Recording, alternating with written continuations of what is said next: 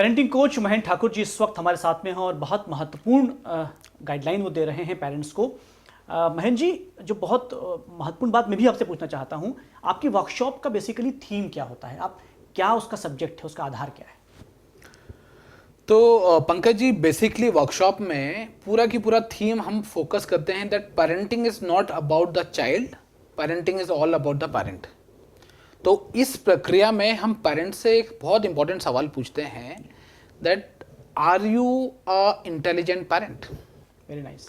सो क्योंकि कहीं ना कहीं हम सबके मन में इंटेलिजेंस को लेकर बहुत एक भ्रांतियां हैं, बहुत मिसकंसेप्शन है। तो अगर जैसे मैं अपने प्रोग्राम में बहुत ये सवाल पूछता हूँ कि how many of your intelligent, raise your hand, मैं उनसे पूछता हूँ तो कुछ लोग हाथ खड़े करते हैं, कुछ नहीं करते हैं। और आप सरप्राइज हो जाएंगे, हर बार जब मैंने ये सवाल पूछा है, ना सिर्फ पेरेंट को बल्कि बड़े बड़े डॉक्टर्स को, सीएएस, इंजीनियर्स, सीईओस को, जहाँ भी मैं कॉर्पोरेट ट्रेनिंग लेता हूँ, I ask this question everywhere, how many of your intelligent.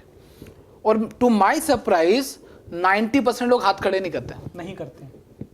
और ये मैं बात कर रहा हूँ, मैं ऐसे ऐसे जगह पर ट्रेनिंग लिया है जहाँ पर वो सब साइंटिस्ट भी रह चुके हैं, बट वो साइंटिस्ट लोगों ने भी अपना हाथ रेज नहीं किया। और जब मैं पूछता हूँ कि आप क्यों ऐसा सोचते हो कि आप इंटेलिजेंट हो या नहीं हो, तो सबके अपने अपने आंसर होते हैं। बट मैं आपको उसका क्रक्स बताता हूँ। हमारी सोसाइटी में हम इंटेलिजेंस को क्या मानते हैं कि अगर फॉर एग्जांपल आपके 95 आए और मेरे 45% आते हैं, आप दुनिया में किसी से पूछेंगे यार कौन इंटेलिजेंट है, तो दुनिया वाले कि 95 वाला इंटेलिजेंट ज़्यादा है। सिमिलरली आप अगर किसी कॉन्सेप्ट को बहुत अच्छे से टाई वाई पहन के और बहुत अच्छी इंग्लिश यूज़ करके, बहुत अच्छे शब्द यूज़ करके, चाहे जो भी आप लैंग्वेज में करते हो, किसी भी कॉन्सेप्ट को आप बहुत अच्छे से समझा पाते हैं। और मैं गोल्ड मेडलिस्ट हूँ उसमें, लेकिन मैं उस कॉन्सेप्ट को समझा नहीं पाता हूँ। और आप एक थर्ड पर्सन से पूछोगे कि भैया कौन इंटेलिजेंट है, तो बोलेंगे भाई साहब ये इंटेलिजेंट है। हमारी सोसाइटी में इंटेलिजेंस के जो मिसकंसेप्शन है कि जो अच्छा, जिसका लॉजिक अच्छा है, दिमाग तेज है कैलकुलेशंस वगैरह में, वो इंटेलिजेंट होता है, या फिर जो बोलने में अच्छा है वो इंटेलिजेंट होता है। बट रियलिटी में आपको बताऊं कि बहुत सारे ऐसे लोगों को आप भी जानते होंगे जिनको दिमाग बहुत ज़्यादा लॉजिक नहीं लगाते, बोलने में भी बहुत अच्छे नहीं है, पर वो खेलने में बहुत अच्छे हैं, वो उनका इंटेलिजेंस है। बहुत सारे ऐसे लोग हैं जिनको बहुत ज़्यादा दिमाग नहीं लगाते, बहुत ज़्यादा उनका बोलने में भी अच्छे नहीं है, पर लोगों से काम करवाना उनको आता है, वो लोगों कारवा अपने साथ बना लेते हैं। बहुत सारे ऐसे लोग हैं जिनको नेचर का बड़ा अच्छा वो उनका इंटेलिजेंस है। बहुत सारे ऐसे लोग हैं जो लोगों के इमोशंस को बहुत अच्छे समझ जाते हैं। बहुत अच्छी बात कही। बहुत सारे ऐसे लोग हैं जो म्यूजिक की बड़ी उनकी समझ है।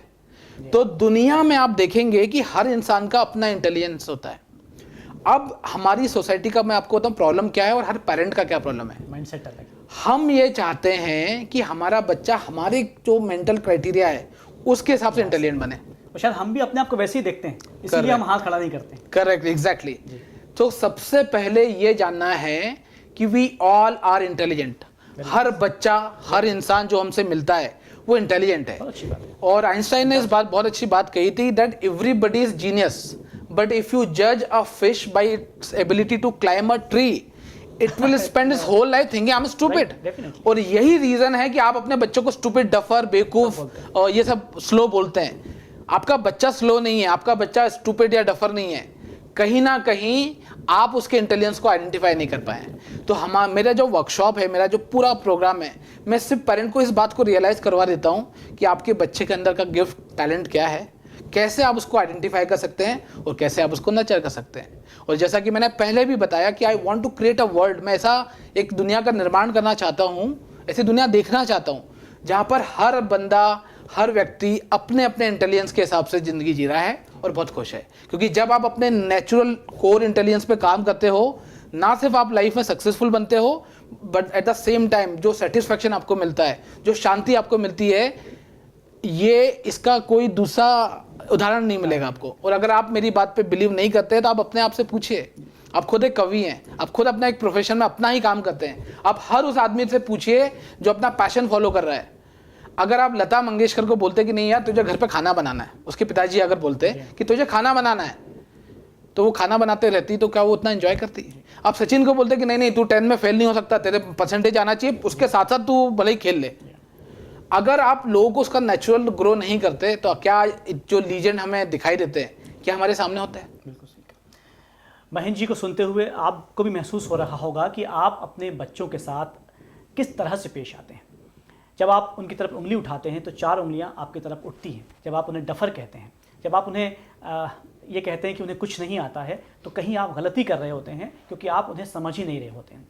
महेश जी को जब आप सुनेंगे तो आप समझेंगे, और मुझे लगता है कि सुनने और समझने के बाद में आप अपने अंदर बहुत चेंज पाएंगे, और उस चेंज का सकारात्मक प्रभाव होगा आपके बच्चों पर।